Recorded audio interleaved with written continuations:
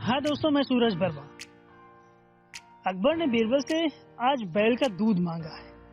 अब बीरबल इसका जवाब क्या देते हैं, इस कहानी में हम जानने वाले हैं। बादशाह अकबर का दरबार सजा हुआ था। दरबारी सभा में मौजूद थे। तभी अकबर बीरबल की प्रशंसा करते हुए कहते हैं, बीरबल जैसा बुद्धिमान इस दरबार में कोई नहीं है। यह हमारे गर्व की बात है। यह हमारे एक महान मंत्री है और हमारे नवरत्नों में से एक है। अकबर लगातार बीरबल की बड़ाई करते हुए जा रहे हैं, किंतु अकबर की बात से एक दरबारी सहमत नहीं था। वह राजा के हाँ में हाँ मिला रहा था, लेकिन दिल से नहीं मिला रहा था। अकबर ने उसको भांप लिया। क्यों भीमसेन, बीरबल के बुद्धिमान पर तुम्हें संदेह है क्या? तुम मुझे खुश नहीं लग रहे हो, ऐसा क्यों है? क्या तुम्हें लगता है कि बीरबल बुद्धिमान नहीं है? भीमसेन ने कहा, महाराज, इसमें कोई संदेह नहीं है कि बीरबल बुद्धिमान है, किंतु इस दरबार में सबसे बुद्धिमान है यह मैं नहीं मानता। अकबर कहते हैं, अच्छा, तो तुम बीरबल से एक परीक्षा क्यों नहीं ले लेते? भीमसेन ने कहा, जी महाराज, अगर आप मुझे हुक्म दें तो मैं बीरबल से एक क्वेश्चन करना चाहूंगा, और अगर उन्होंने अपने बुद्धिमानी को साबित कर दिया तो मैं उन्हें बुद्धिमान समझूंगा। अकबर ने कहा, पूछो प्रश्न, क्या पूछना चाहते हो? भीमसेन ने कहा, जी महाराज, मैं चाहता हूँ कि बीरबल बैल का दूध लेकर आए। अकबर कहते हैं, भीमसेन, तुम कैसी बातें कर रहे हो? बैल का दूध होता है क्या? भीमसेन, तुम्हारा सवाल ही गलत है।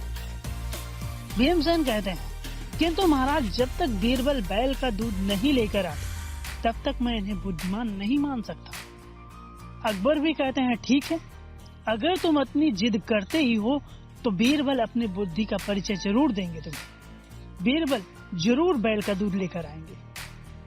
बीरबल कहते हैं, जी महाराज। अकबर कहते हैं, ठीक है, जितना भी समय तुम्हें चाहिए समय ले लो, मुझे समय की परवाह नहीं है, लेकिन तुम्हें बैल का दूध लेकर ही आना है। बीरबल कहते हैं, महाराज, मुझे ज्यादा वक्त नहीं चाहिए, मुझे बस एक दिन का वक्त है, मैं बैल का दूध लेकर आऊंगा। अकबर कहते हैं, क्या सिर्फ एक दिन? तुम वास्तव में बैल का दूध ला सकते हो ना? बीरबल कहते हैं, जी महाराज। अकबर कहते हैं, यह बहुत कठिन काम है। बीरबल कहते हैं, मैं इसे पॉसिबल करूंगा। फिर अकबर कहते हैं, वैसे ही हमारे राज्य में कुछ भी असंभव नहीं है, सब कुछ संभव है। सभा उठती है और सभी दरबारी अपने अपने घर जाते हैं। बीरबल भी अपने घर जाते हैं। रात का समय होता है। महल में अकबर विश्राम कर रहे होते हैं। उन्हें नींद थोड़ी थोड़ी आ रही होती है। जब उन्हें नींद आने ही वाली थी तो उनके महल के पीछे जोर जोर से आवाज जाने लगी। अकबर ने अपने अंगरक्षकों को भेजा, जाओ आवाज को बंद करा के आओ। ऐसा कौन है जो इतनी रात को शोर कर रहा है? अकबर के जितने भी बॉडीगार्ड थे आदेश का पालन करने के लिए उस आवाज के पीछे गए। काफी समय बीत गया। जब कोई वापस ना आया तो अकबर को फिर क्रोध उठा और दूसरे अंगरक्षक को बुलाया और कहा, कारण जानो, इससे पूर्व जो मैंने आदेश दिया था वो उसका अभी तक पालन क्यों नहीं हुआ? अभी तक आवाज बंद क्यों नहीं हुई? और अकबर कहते हैं, जाओ उस आदमी को पकड़ कर लाओ जो यह आवाज कर रहा है। मैं उसे अनावश्यक कार्य करने का दंड दूंगा। इतनी रात को कौन इतना ज्यादा शोर करता है?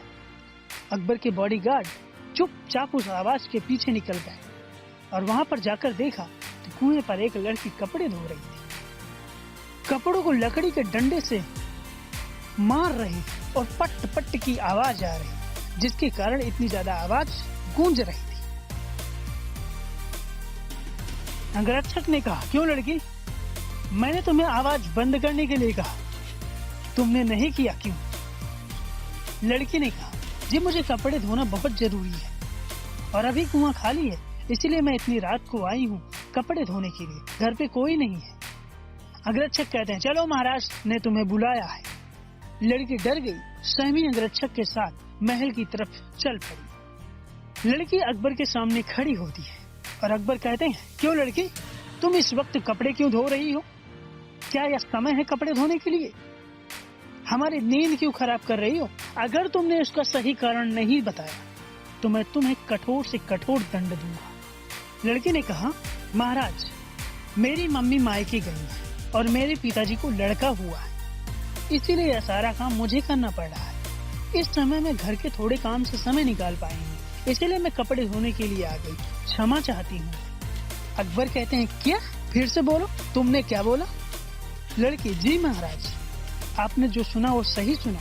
मेरी मम्मी मायके गई हैं, मेरे पिता को लड़का हुआ है। मैंने अपने घर के सारे काम को निपटाकर अभी को समय निकाला है और इसीलिए कुएं पर आई हुई थी कपड़े धोने के लिए। अकबर कहते हैं, यह कैसे संभव हो सकता है? तुम्हारे पिताजी को लड़का कैसे हो सकता है? लड़की कहती है, क्यों नहीं महाराज, आपके राज्य में तो कुछ भी असंभव नहीं है ना। अकबर कहते हैं, इसका मतलब? लड़की कहती है, जी महाराज, आपके राज्य में सब कुछ संभव है। जब आपके राज्य में बैल का दूध हो सकता है तो मेरे पिता को लड़का क्यों नहीं हो सकता? अकबर पूरी घटना को समझ गए।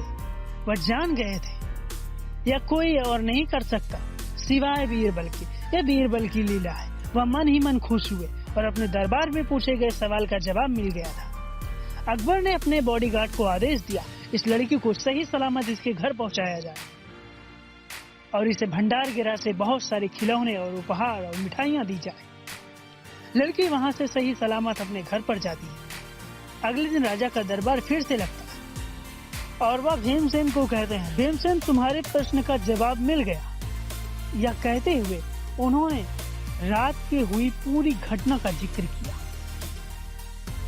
और इस घटना से सभी बीरबल को सबसे ज्यादा बुद्धिमान माने और बीरबल के बुद्धि के बल की प्रशंसा किया।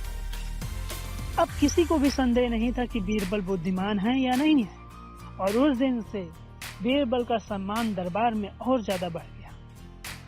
दोस्तों, आप सबको ये कहानी कैसी लगी मुझे कमेंट में जरूर बताइएगा। Thank you.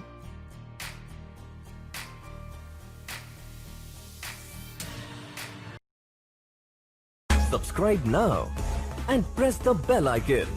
Never miss an update.